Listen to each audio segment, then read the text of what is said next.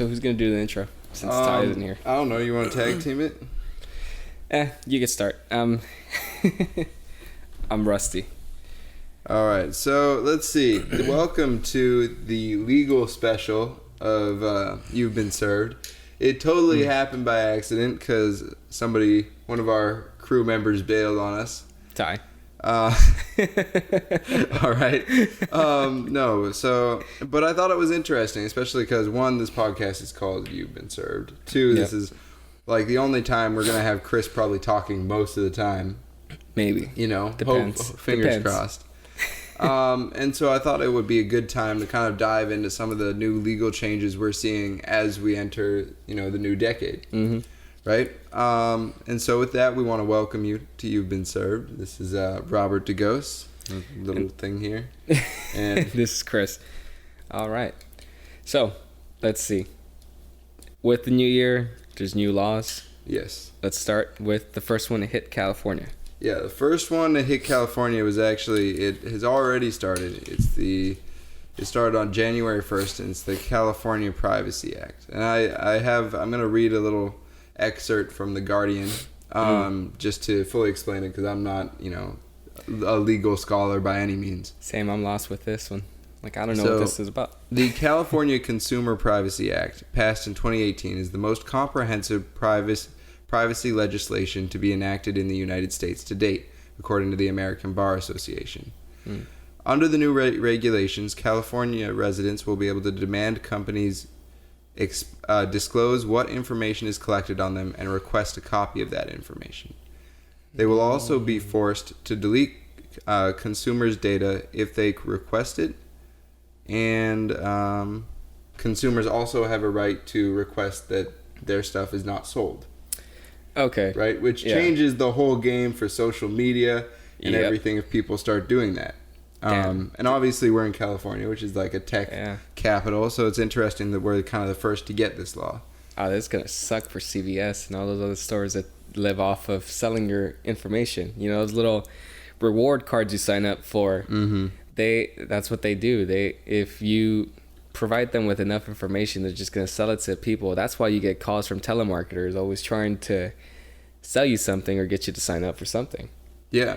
Well, I think the idea behind a lot of this, though, was more like for things like Facebook and Instagram that sell your search information, Google, things like that. My question is, do you think... Well, I have a couple of questions, but I'll start with, do you think that this is going to last long term? Or that it's going to be enacted worldwide? Because I think we're going to see a lot of pushback from companies like that, especially in the court system. I think at this point, it's actually going to be... I think it'll be around for a while, to tell you the truth. Especially because people now are starting to believe that the government or things like companies are too involved with like what you're doing. Like everything that you search for... I don't think that they should actually be able to sell that shit. Because, I'll give you an example. You're talking about it, like you're talking about something specific to your friend, and then out of nowhere, when you log into Instagram, that ad pops up. Yep, that happens to me all the time. Yeah. And it creeps me the fuck out. Right? Actually, even with this couch, right? I didn't even talk about it, but I went to like Ashley's furniture store, right? And I saw this couch with producer. Yeah. And I said, "Hey, producer, what do you think of this couch?" And she's like, "I like it." And I was like, "I like it." Cool, right? I go home. I go on YouTube. Yeah. First thing I see is a commercial for Ashley's Furniture. Yeah. It's like it happens every single time. Like I swear somebody's recording me through my fucking phone or something. Exactly. Like that shit's really annoying. We think we have some form of privacy when we really don't. To tell you the truth, we're walking around with like little mini recorders every fucking day. Our phones are great, so far this fucking generation and the generations to come are super reliant on it, which is annoying, but we're involuntarily giving up our right to privacy. So I think the fact that California went ahead and provided for this act is great, because now we actually have a way to have some form of privacy. And in this day and age, I don't think we really do have that. Yeah. So do you think this law or these types of rules will be adopted, you know, maybe I won't say worldwide yet, but let's talk United States. Do you think we're going to start seeing similar things pop up in other states? Yeah, I mean, when you look at it, it's like legalization of weed. It started in one state. I think it was Colorado first. I don't really remember. But it started off in one state, and then it started spreading. Yeah, like recently, Illinois just got legalization of weed. Man, those lines were long. So kudos to them. You would know. Yeah.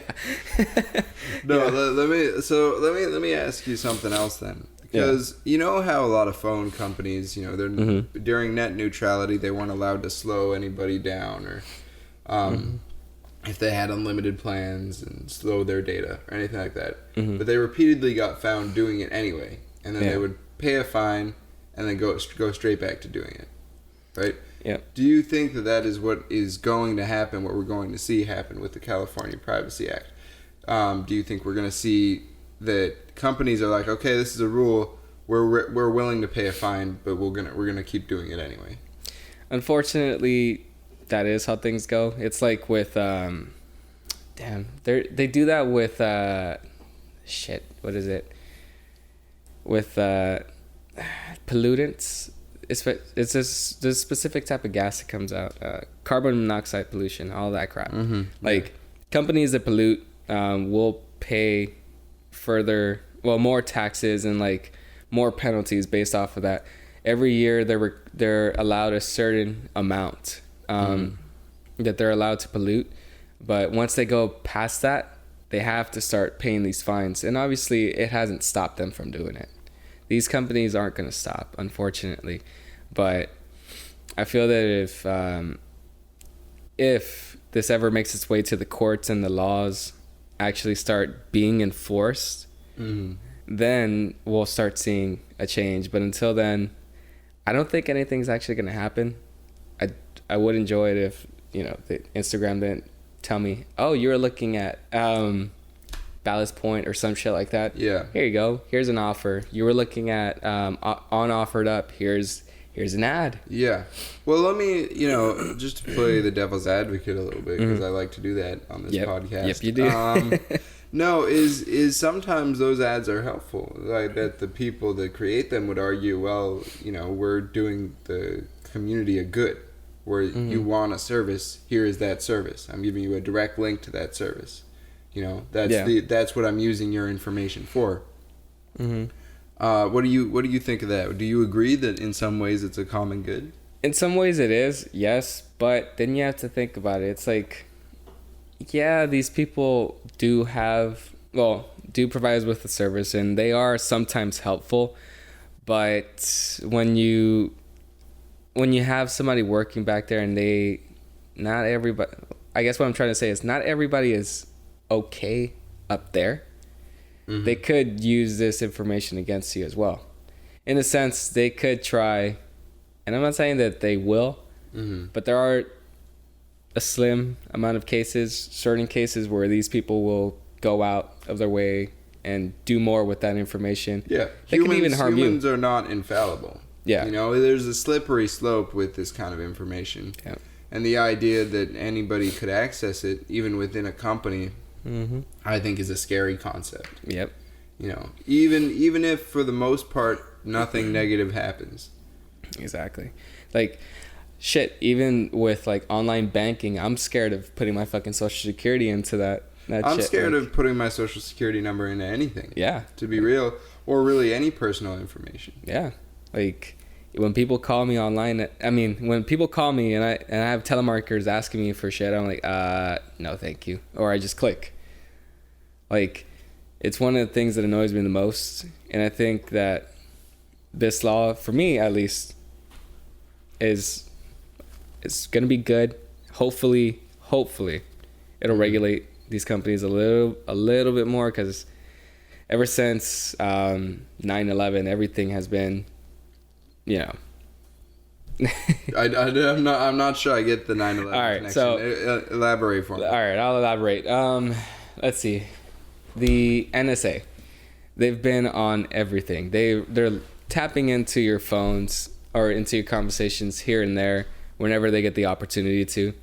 They don't necessarily act on it unless they hear something suspicious, which is great. But I don't think in this day and age we have any form of privacy. Okay, I think I understand what you're saying. Yeah. Right, you're saying that since 9/11, we've basically waived our privacy rights. Yeah. Because we feel like it's better for our safety. Oh, yeah. Yeah.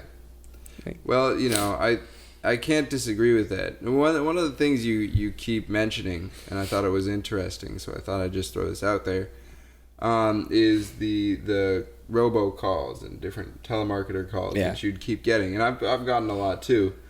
And I thought it was interesting because the biggest thing that the FCC got complaints about this past year, 2019, was the amount of telemarketer calls that they were getting. Yeah. Just from nobody. For me, I can't speak for you. Every day I get at least one. Dude, same. Scam Likely is the only person that looks for me every day. It's honestly a little sad. It is. That's the only person that calls me. They're the only people that care. Are these people that are trying to scam me? Yeah. But no, it's true. It really is. It's something that is I think is a big problem that needs to be solved. Well, let me ask, just because we're talking about things that are fake and related to social media. Yeah. There's been a push by Facebook and some other companies for whenever a fake news post or a potentially fake news post is posted, there's a little thing underneath it. Yeah. That says, hey, this could potentially be like false information. I've seen it a couple of times. And my question, I guess, is, do you think that's enough? Do you think they should just remove it? Or do you think they should leave it up and that little note underneath is enough to tell everybody, like, hey, this is wrong? Well, here's the thing. There's a good and a bad with that, pro and a con. So the warning is enough legally. Mm-hmm. Yeah. So it'll work. It's like, well, if you try to sue us, we did warn you that it was possibly fake. Mm-hmm. And then the person can be like, well, why didn't you remove it? Then you get to questioning. It's like when people actually search the internet, search social media, I mean, they're not looking for facts unless they actually want to find the facts. These people go on the internet and they search for what they want. Like, an example, the two political parties in this country, Democrats will look for something that sides with them. They want something that is obviously going to be in their favor, and the Republicans are going to find information that favors them. I mean, everything that Trump tweets or retweets is favoring him. Yeah. Yeah. So, I mean, now everything is so fucking scattered. I don't know what to believe. Yeah, and I think there's fake news on both sides, but everything is kind of divided upon party lines. Yep. Right? And it was interesting recently, in Congress we saw this kind of, I don't know what you'd call it, like a partisan division. It was almost partisan, but it wasn't completely. So Roe versus Wade, right? Yeah. That whole abortion being a woman's right kind of thing, which I think both of us agree with. Neither of us has a problem with it, but in Congress there were like almost all the Republicans, I think it was actually all the Republicans, and 2 Democrats signed, it wasn't a bill, it wasn't anything legally binding, but a statement that said, hey, we should overturn Roe versus Wade. Yeah. I had a couple of questions about that as well, like, do you think there's legal precedent for that? Do you think obviously, what is your opinion? Do you think that's right? Here's the thing. So, Roe v. Wade, obviously, Supreme Court case. Any case that comes out of that court is legally binding throughout the whole country. Mm-hmm. So, any state that tries to go against it or push the parameters of the law and what it says will be obviously considered unconstitutional, and they have to go back to applying Roe v. Wade the way it was and the way the Supreme Court interpreted it. Now, Congress has a specific right to overturn that decision, but at this point, I think it's too far gone. If you really want that decision to be overturned, it has to be overturned by the courts. And I don't think Congress can force the courts to go back, revisit Wade, and have it all changed. That would have to make its way from district court up. Yeah. Yeah. But even so, I mean, can't you just continue to appeal until it eventually makes it to the Supreme Court, which is ruled mostly by Republican judges at this point? Yeah. But, well, yeah, I mean, at this point, it is a 5-4 split. Yeah. 5 conservative, 4 liberals. But, I mean, everything is up to the discretion of the courts, the judges. They're not forced to, choose this case, even if their party is leaning towards changing it. So, say if they even get remotely political, they're bound to be impeached and removed from that position. They're there to serve for life, sure, but any political move they make like that will fuck them over. I don't know about that. I think we're in a highly politicized world now, and politicism on both sides is kind of applauded. Yeah. When you see somebody like Trump purposefully inciting some kind of violent political action, people applaud him for that. Mm-hmm. The people who detest him, obviously they exist, they're on the other side. But then when we hear the same thing from, the Democratic side, we applaud them. It's like, yeah, go fuck those pro-Trumpers up, And yeah. So I don't know, saying they'd be impeached because they showed a little bit of politicism, I hope you're right, but I don't think, I think it's possible we live in a place now where that wouldn't happen. Well, I mean, the way that things are now, everything is politics. And sure,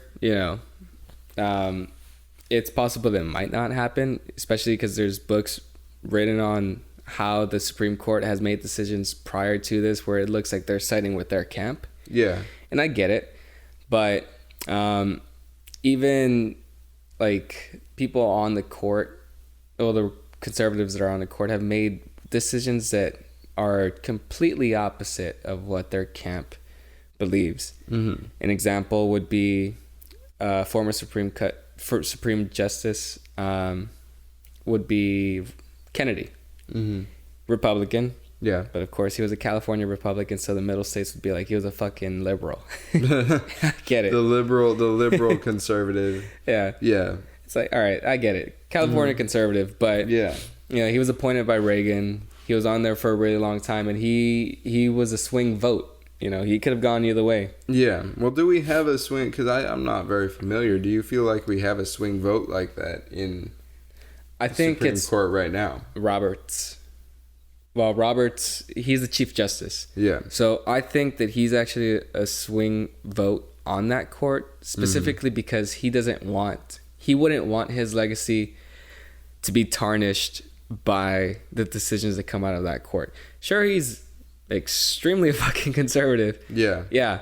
But he has a legal duty to uphold the law and apply it as it should be. Because the moment you start tampering with shit, at least with the law to the degree where it makes no sense, and your decisions start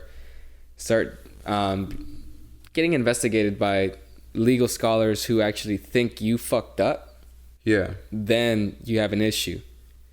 And maybe down the line you'll have another opportunity to make that up, but at that moment it's not there. Like, I just hope RBG survives. Oh yeah, Ruth Bader Ginsburg. Yeah, me too.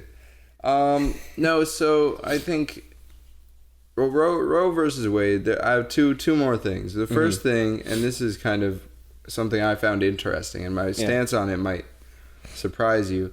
A lot of people have been kind of shitting on the Democrats that signed this statement because, one, it's kind of going against their party, and two, it's they just disagree with them. Yeah. I'm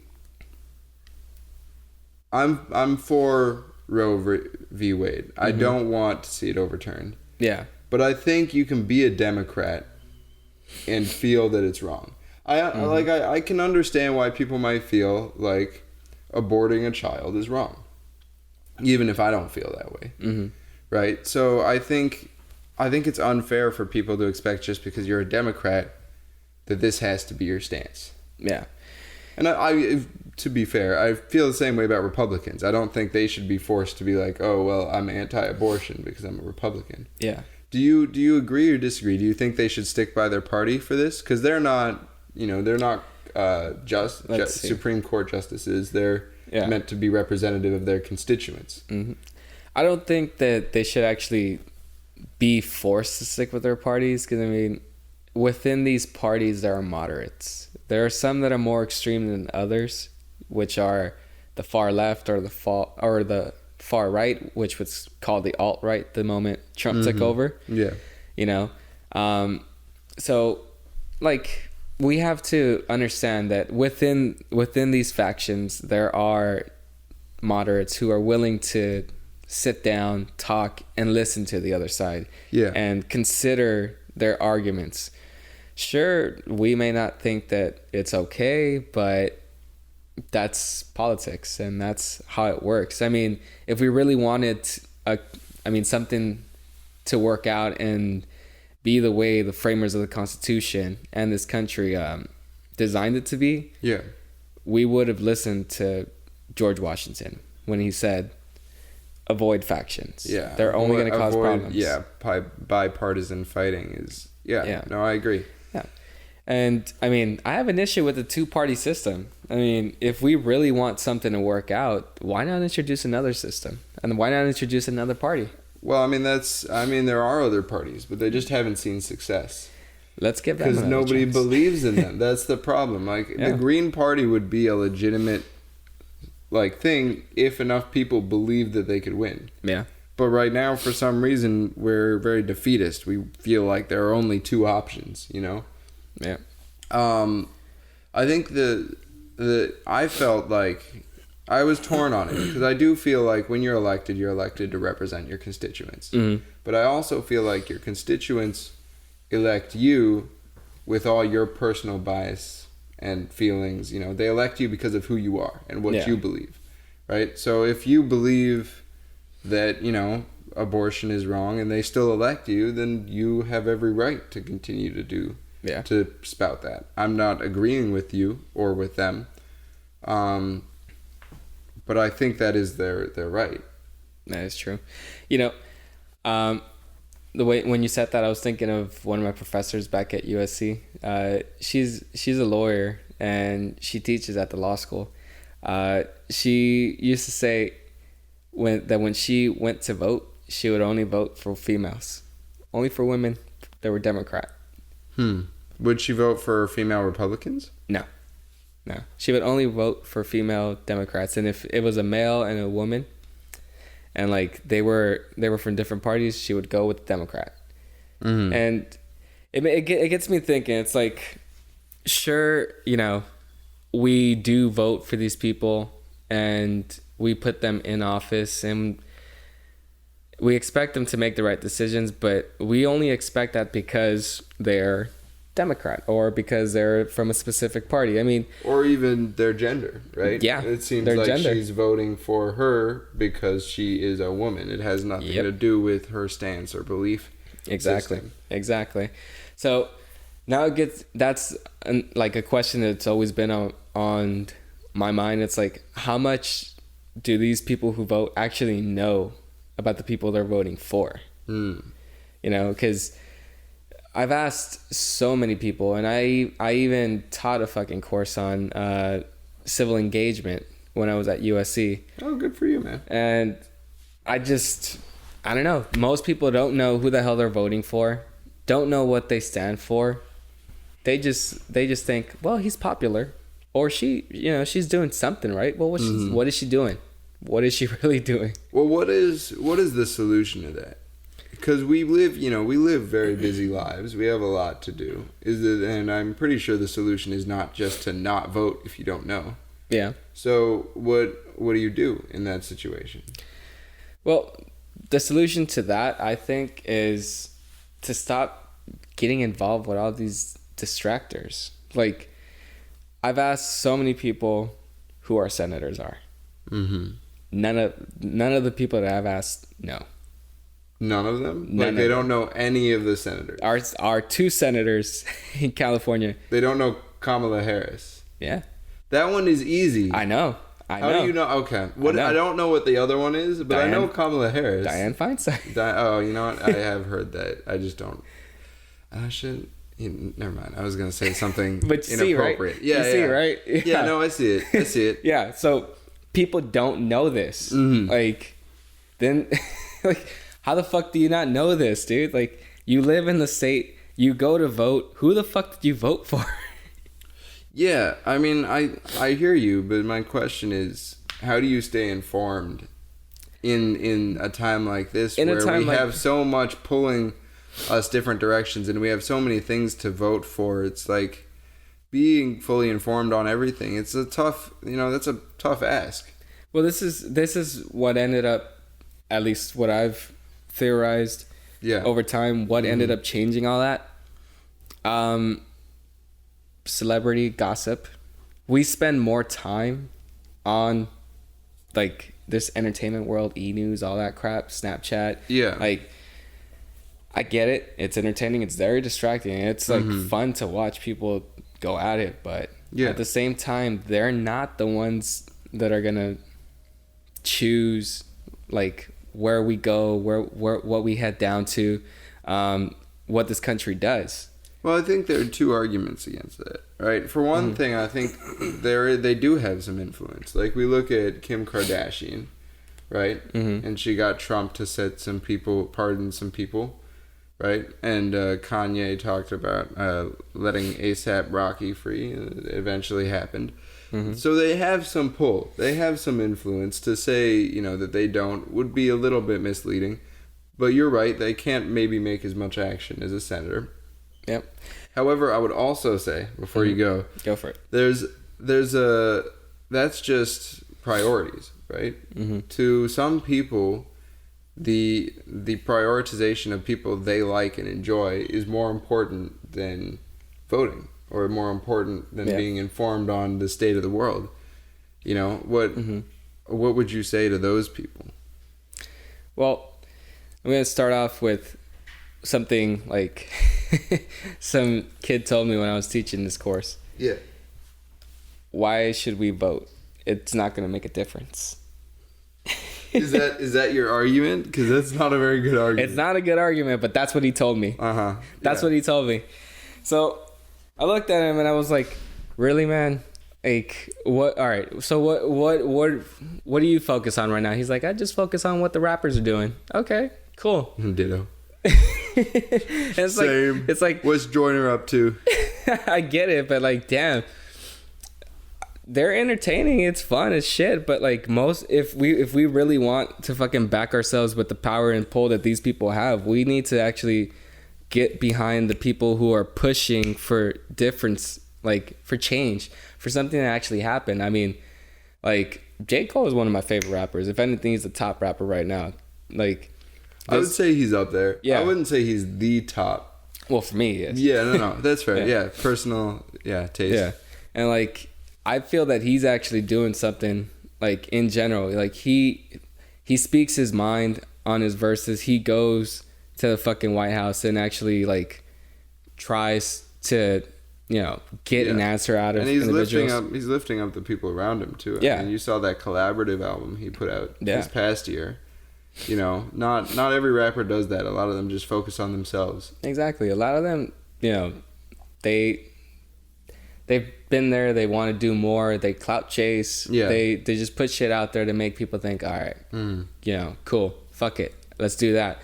But I don't know. I mean, if we want to stay involved with social media and all that crap, and stay super focused on our celebrities, great. But back the ones that are actually trying to make a difference. Shit, Taylor Swift, for instance. She got so much backlash and lost so many fucking fans for speaking up against Trump. Yeah. And that's great. I think it's, yeah, I mean, it sucks that she's losing fans, but so what? She's actually speaking up and saying something that people need to, take focus on. Most people don't do that for fear of becoming irrelevant. Yeah. It just reminds me of, you remember how the Dixie Chicks like spoke up against Bush? Yeah. And then they were canceled. Their career was like over. Yeah. Right? And then I thought it was interesting because then on Taylor Swift's newest album, where she gets a little bit more political, she brings the Dixie Chicks on. Yeah. Right? And she's kind of doing the same thing, but she's somehow survived it. Mm-hmm. I just thought that was interesting. But yeah, no, I agree with you. So basically what you're saying is that you should, I'm sure this is an oversimplification, but that you should pay attention to what the people you like and the differences they are trying to make, and then base your vote kind of off that. Is that what you're trying to say? Something like that. But at the same time, I'm going to throw in my interjection in there. Actually do your research when you vote for these fucking people. Well, that's my point. Is that it can be hard. It can be hard to do that. I mean, even if it's small, like places like The Guardian and all that place, and like maybe The Hill or some shit like that will give you a small little summary of what they're doing. Like that's not hard to read. Yeah, you're right. But when you have all of these different like propositions that you have to vote on, plus your senators, plus your mayor, plus your whatever the fuck else, governor, president, is and then depending on which party you're in, like you have to also vote for which one you want to run for president. There's a lot to vote on, and to stay informed on all that is, I think, really difficult. It is. And then you also get to vote for like the DA's office, right? And all these things make a difference. Yeah. Okay, because I think I hear what you're saying. It's like you just have to stay informed. Yeah.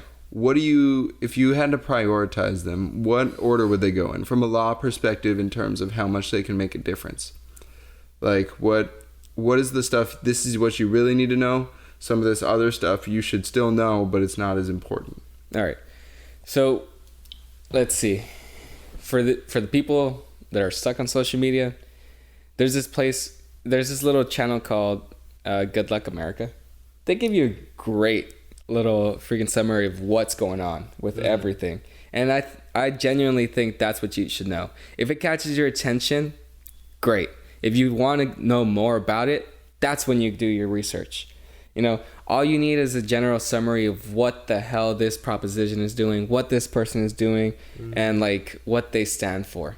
The general summaries are great. If you feel that you need to do more research, go for it. That's more than welcome. But I will say this: a lot of those summaries are super small compared to what the whole damn bill or prop or anything like that says. So, speaking from like experience in reading these propositions, they're a lot. They confuse the shit out of me. So, prioritize the summaries. Get the summary, get the gist of it. Great. Yeah. Boom. That's what it is. That's what it's gonna do. That's what it's gonna say. If you want to look at the pros and cons, they're there as well. For when you do have to elect people, right? What would you deem the most important? I'll just run through a couple of options, and you can tell me, which ones are important and which ones are like, if you let this slide, it's not the end of the world. So we have the governor, right? We have mayors, more things that are specific to exactly where you live. Yeah. Then you have senators. Then you have House representatives. Then you have the president, right? Yeah. On a spectrum, and then you have, like I mentioned earlier, and I think this one gets overlooked a lot, is the DA's office. Yeah. Right? Because they can make a lot of change, I think, as far as laws go. So where in that spectrum do you think, or how would you rate that? Let's see. What's the most important? What's the least important of those? Let's see. Most important for me would be the DA. Yeah. More than the president. Really? More than the president. Okay. The president, to me, it comes last. Really? Why is that? Because I feel like Trump's made a lot of difference in the time that he's been in office. Well, I think that he comes last because the way I've viewed him is only, or any president in general, is a public figure. Mm-hmm. Now, where the power really stands in all of this is what affects you the most immediately, not something over time. Mm-hmm. So the DA will affect your ass immediately. Okay. So then, where would the senators go? Are they above House representatives? Or are they senators and House representatives? To me, fall in the same boat because they're both part of Congress. Are they immediately under the DA, or are they closer to the president? They're closer to the president since they technically, are a little bit. They take a little more time. Congress is known to be slow. Yeah. So it's going to take a longer time for them those decisions over there to affect us. Mm-hmm. So that surprises me. You're almost saying it's more important to be aware and vote for your local government. Than for like the upper echelons of government. Mm-hmm. I think that's the exact opposite of how everybody feels. Yeah. I know. I'm not going to argue your logic, but I think, in my experience, everybody I've talked to, it's like, oh, you really got to vote for the president. And but I think also what you're saying makes a lot of sense. Because your vote makes so much more difference for those little things. Because there are so many fewer people voting. Exactly. Like, think about it. You're in your own state. The Constitution says that a state has powers that the federal government cannot infringe on. Yeah. It's its own, it's sovereign. It can do whatever the fuck it wants so long as it doesn't go against federal law.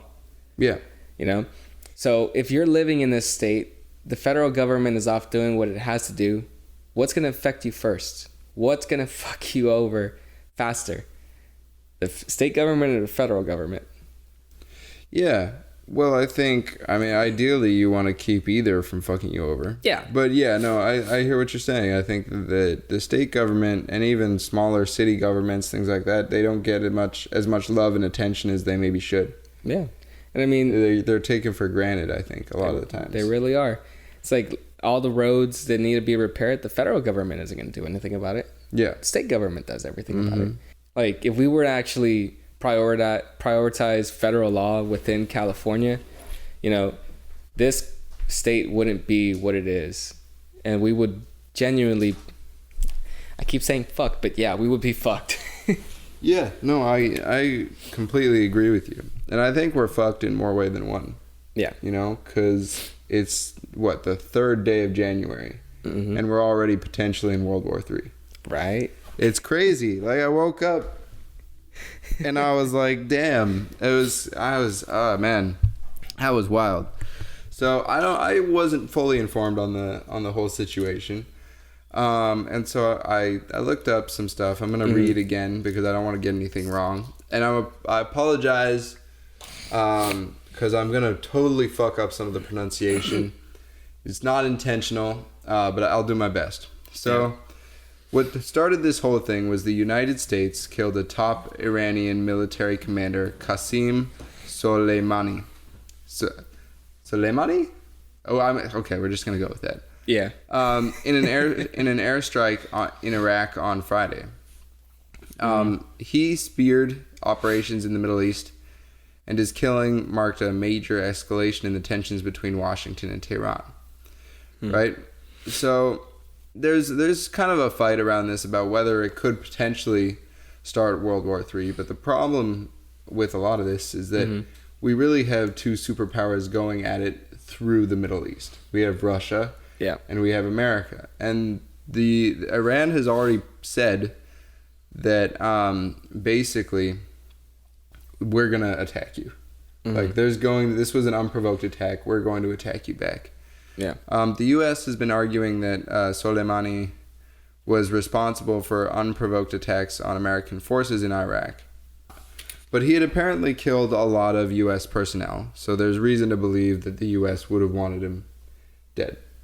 Yeah. See, everything that's going on, everything that Trump has been trying to do, is completely against what happened. Well, what has he been saying? Because I'm so fairly informed on the actual situation, but I haven't heard kind of the speaking about it, what Trump has said, or any of that. What I've seen that he's been doing throughout these 4 years is pulling America out of places to be an isolationist state. What it used to be when Woodrow Wilson was in, which was like 1917, 1914. Yeah. You know, the United States wasn't in anything. They didn't give a shit. They were doing what they do best. Well, we were kind of like that in World War II as well. We took forever to get into that. It took the Pearl Harbor attack, though. Then we were finally like, oh, okay, I guess we'll stop this. Yeah. And, you know, it made sense for the U.S. to stay out then. But I don't think they should stay out now. But at the same time, if you have an agenda to pull the country out of important situations like that, don't do shit like this. Yeah, no, I agree. Because he just pulled like a bunch of forces out. I was just reading about that, and then all of a sudden you decide to make a drone strike on. Yeah. It's like, if you don't want to be involved, stay uninvolved.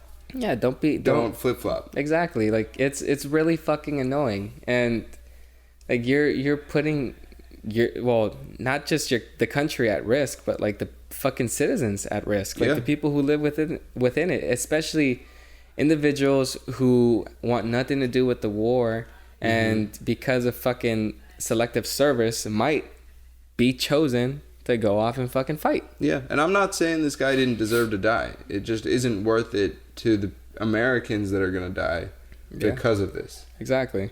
You know, I think it was interesting. I was reading something about what Trump did say, the very limited stuff that I have heard about that. And apparently he said in Obama's last term or whatever that he was going to start a war with Iran so that he could stay in office.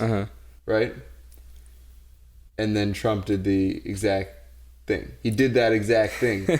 Right? I don't know if it was intentional, but it seems awfully weird that he would say that, and then when he's president, he does that. It's right before the election comes. Yeah. It's odd. I find it really fucking funny because there's a lot of theories going around that, you remember when Al Gore and George Bush were running against each other, right? Yeah. In 2000. Yeah. So Bush won. He didn't win the popular vote. Same thing with Trump and Hillary.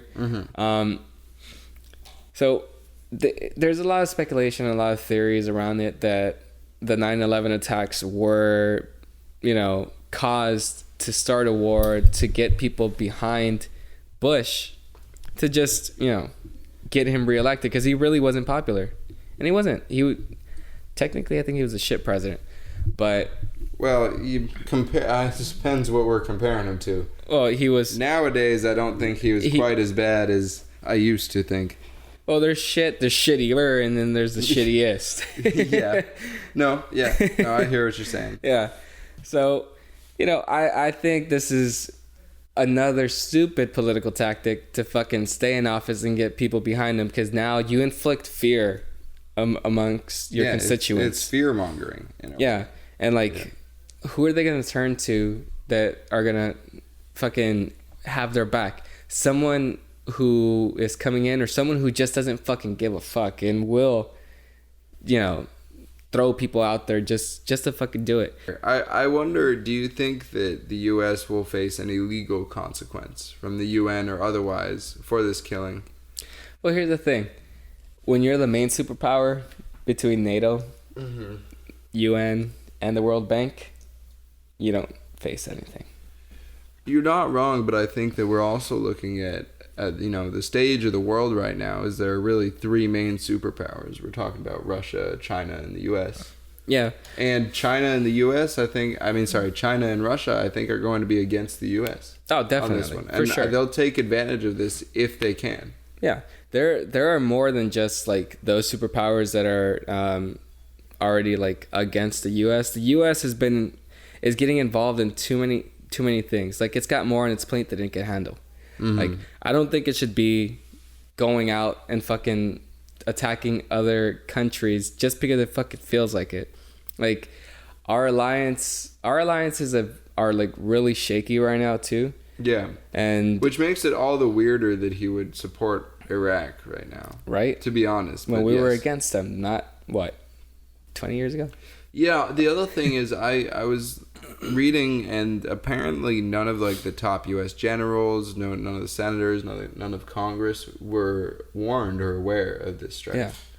I'll go fix that. Yeah. But it just came out of nowhere. Yeah, and that also makes you wonder. It's like, is he not abusing his power, taking too much? Like, I get he's a commander in chief, but you can't fucking is he manipulating the situation to his benefit? Yeah, like you can't just be like, all right, I'm gonna do this and be like, it'll be okay, whatever.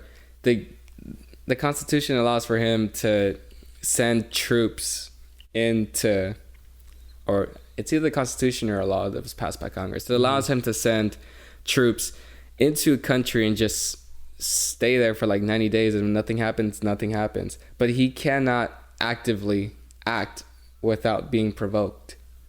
Well, unless they're in there's a term for like if you declare a state of emergency. I don't think it's that. I don't know, but there I think there is one way, but we're not in that where he hasn't declared that.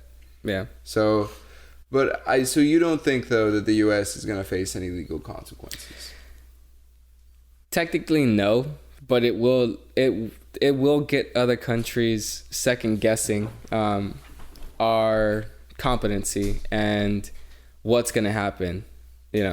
With especially because of the leader we have. Like, it doesn't make sense for us to pull out and then go right back in just because we feel like it. And let's see, what else? I don't know.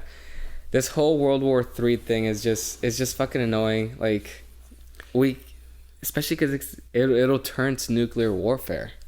I think it sucks that we are doing this at the beginning of the decade. Yeah. I know that like decades are kind of meaningless in a lot of ways, but it's nice to think of them as a new or fresh start. Yep. Like, this is going to be the next 10 years of my life. The next 10 years of the U.S. is going to change. Yeah. Yep.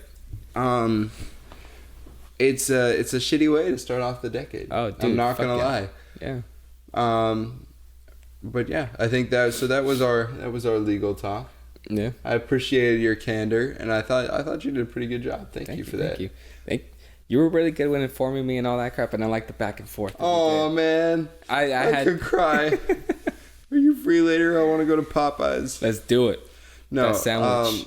But we're sorry that some of our other cohorts, namely George and Ty, couldn't make it today. Mm-hmm. But you'll be seeing them next week, I'm sure. Yeah. For sure.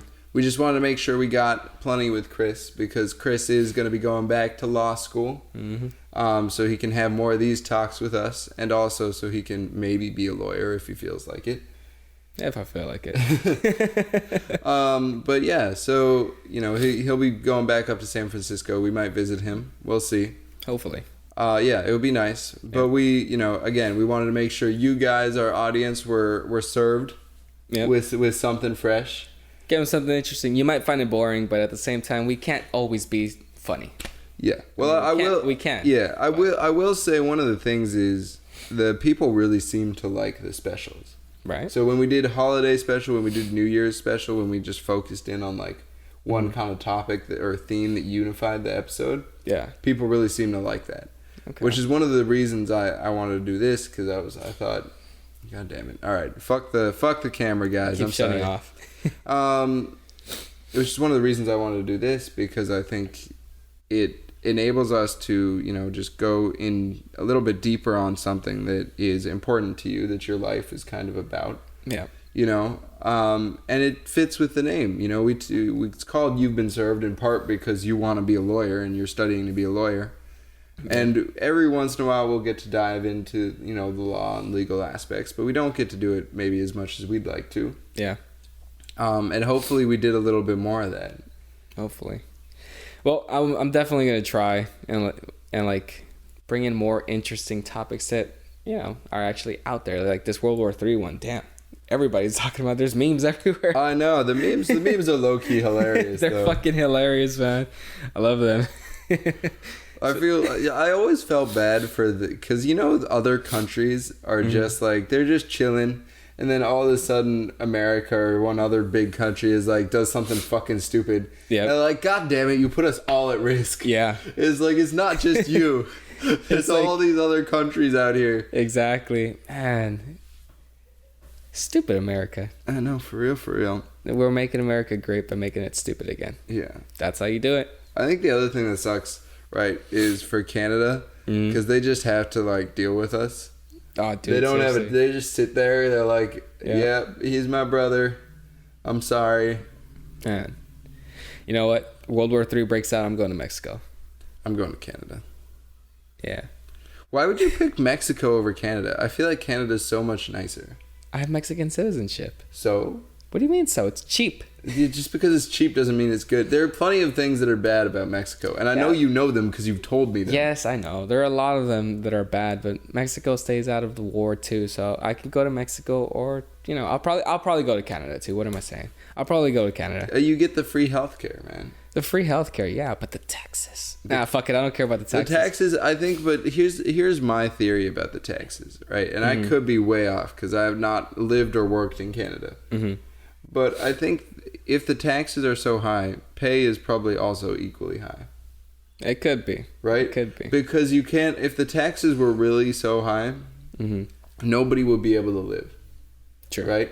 That is true. So I think that's one of the reasons why we have, a low federal wage here is because the taxes are so much lower. I'd have to look into it. I have no idea what the Canadian wage is, or exactly how much the taxes are. But if they're for their society to work, I feel like the wage has to be proportional. No, for sure. Yeah, and it seems like they're working fine. So I'm inclined. Gotta look it up. Gotta look at the homeless rate in Canada, if there's any. Speaking, actually, the homeless, there was actually Congress passed a bill recently about making it illegal to stop homeless people from sleeping on the street. Oh, yeah. If they have nowhere else to go. Yep. Which surprised me. I was like, that does not sound like something Congress would do, but I think that's fantastic. They're finally doing something that's right, because back then, sleeping on the street or just hanging around a place was considered loitering. Yeah. And apparently Los Angeles, in Venice specifically, had a law in 2014 that if a cop or a peace officer or whatever saw that you had things that would normally be found in a home in your car, and it seemed like you were sleeping on your car, you would be fined or arrested.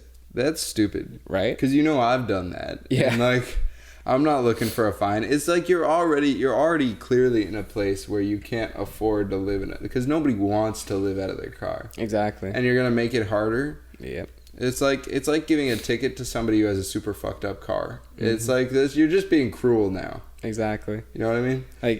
It was really stupid. I think it got overturned, but why would you pass it in the beginning? Speaking of Venice, have you ever walked down Santa Monica? From the boardwalk, there's this little cement path, and you can walk all the way to Venice Beach. Yeah. Right. And there's this one separation between where you hit Venice Beach and where you're in Santa Monica Beach. Right. There's just this little wall, and right after the wall, there's a bunch of homeless people sleeping. Yeah. But right before the wall, there's nothing. Yeah. And the police will canvass it to make sure that nobody sleeps there. I thought it was really interesting. It just looked like a completely different place. After that. Yeah. It's like a great example too. It's like USC, past the 110. Oh yes, yeah. Or past King, you past Adams, past Vermont. You're fucked. I'm sorry, anybody who listens that doesn't live in LA. If you live in LA, you know exactly what we're talking about, and you agree with us 100%. Yeah. But if you don't, you have no idea, and I'm sorry. But it's true. It's and it's even here. You walk up that way. I don't know, where is that? Some direction. That's probably south. Yeah, I would imagine. Yeah, you walk south from my place, you get to these really nice homes in the hills, in just a block or two. Baldwin Hills one. Yeah, you go that way. You're going like deeper into Crenshaw, and it's even worse territory than I'm in now. Yeah, and it happens so quick, dude. That shit is crazy. Like, it just trips me the fuck out how fast neighborhoods will change, or like you just cross the border and things are different. Mm-hmm. And it's interesting because nobody makes that decision. Yeah, it just kind of naturally happens. Right. Like, it's like, okay, here is safe, and here is not. Yeah.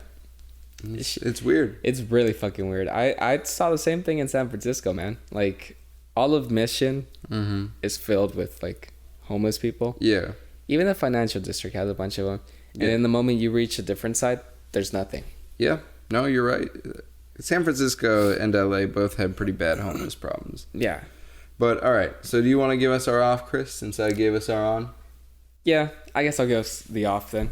I don't have much to say, but thank you if you made it all the way to the end and you didn't get bored by the legal conversation. Good job. You know, I'm proud of you guys. That means you could actually do research and listen.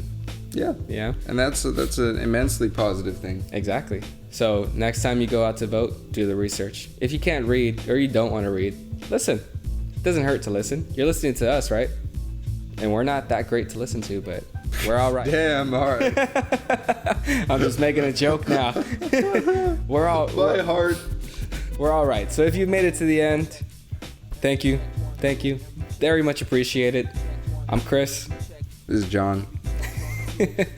George is somewhere over there. Yeah. And Ty is somewhere over there. Yeah. So you've been served. Yeah. Ty, what? No, what? What? I think what? I don't know. Did we finish? Ty sucked my dick. That's a good off. Yeah. He got you off.